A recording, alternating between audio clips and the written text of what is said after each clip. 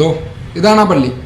ഏത് സുന്നിപ്പള്ളികൾ മാത്രമാണ് കാക്കമാർ ഭരിക്കുന്നത് എന്ന ധാരണ മാറ്റി തന്ന സലഫി പള്ളി.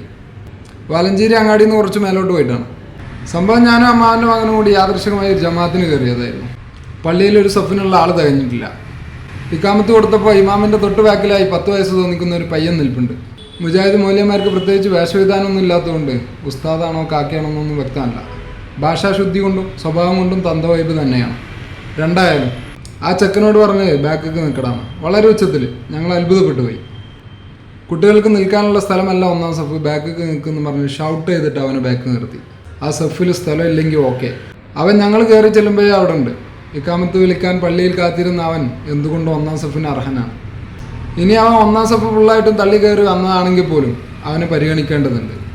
10 വയസ്സായിട്ടും നിസ്കരിച്ചില്ലെങ്കിൽ അടിക്കണം എന്നുള്ളപ്പോൾ ആ പ്രായത്തിൽ പള്ളിയിൽ വന്ന ചെക്കനെ വെറുപ്പിക്കുന്ന തന്തമാരെ വെടിവെച്ച് കൊല്ലണം. ബാക്കി തന്തമാരും കട്ട സപ്പോർട്ട്, ആർക്കും എതിരഭിപ്രായമില്ല. ആ പള്ളി 4-5 പരട്ട തന്തമാരുടെ നിയന്ത്രണത്തിലാണെന്ന് അവിടെ വ്യക്തമാണ്. അവരോട് പള്ളിയിൽ വെച്ച് ഒരു വാക്ക് തർക്കത്തിന് താല്പര്യമില്ലാത്തതുകൊണ്ടും സുന്നി മുജാഹിദ് പ്രശ്നമായി മാറാൻ സാധ്യതയുള്ളതുകൊണ്ടും നമ്മളാ കേസ് വിട്ട്. നിസ്കാരം കഴിഞ്ഞ് ചെക്കൻ പോയപ്പോൾ ഞങ്ങൾ അവനെ വിളിച്ച് മിഠായി വാങ്ങാനുള്ള കാശും കൊടുത്തിട്ട് പറഞ്ഞ് എല്ലാ ഭക്തനും പള്ളി വന്നോ, അയാളോട് പോയി പണി നോക്കാൻ പറ. അയാളൊക്കെ വൈകാതെ തട്ടിപ്പോവും.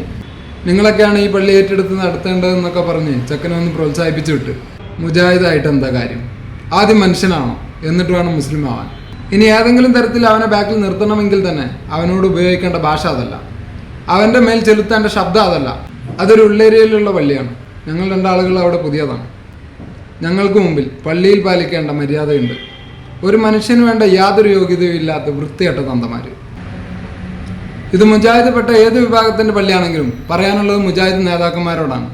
മുട്ടിന് സമ്മേളനം വെച്ച് ആൾക്കാരെ നന്നാക്കുന്നില്ലേ, സുന്നികളെ നന്നാക്കുന്നില്ലേ, ആയിക്കോളൂ. കൂട്ടത്തിൽ മുജാഹിദ് പള്ളികളുടെ കമ്മിറ്റിക്കാരോട് പള്ളിക്ക് സ്ഥലം കൊടുത്തുകൊണ്ടോ നാട്ടിലെ പ്രമാണികളായതുകൊണ്ടോ പള്ളി കമ്മിറ്റി ആയതുകൊണ്ടോ പള്ളിയിൽ വരുന്നവരെ വെറുപ്പിക്കരുത്. പള്ളി ആരുടെയും തറവാട് സ്വത്തല്ല.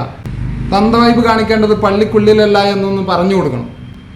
ഈ വീഡിയോ ഈ പള്ളി കമ്മിറ്റിക്കും മുജാഹിദ് നേതാക്കന്മാർക്കും സമർപ്പിക്കുന്നു. ശുഭദിനം.